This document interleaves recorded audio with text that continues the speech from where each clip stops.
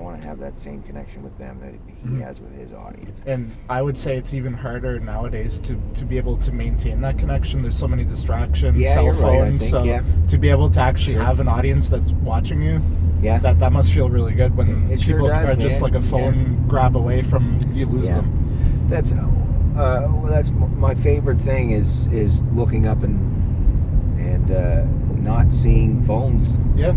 I like it when I can make folks forget that they have the entire world in the palm of their hand. Exactly. They don't have to share it with the internet. They can just sit there and enjoy the show. I love that. Yeah. I feel like that's a sign of a job well done.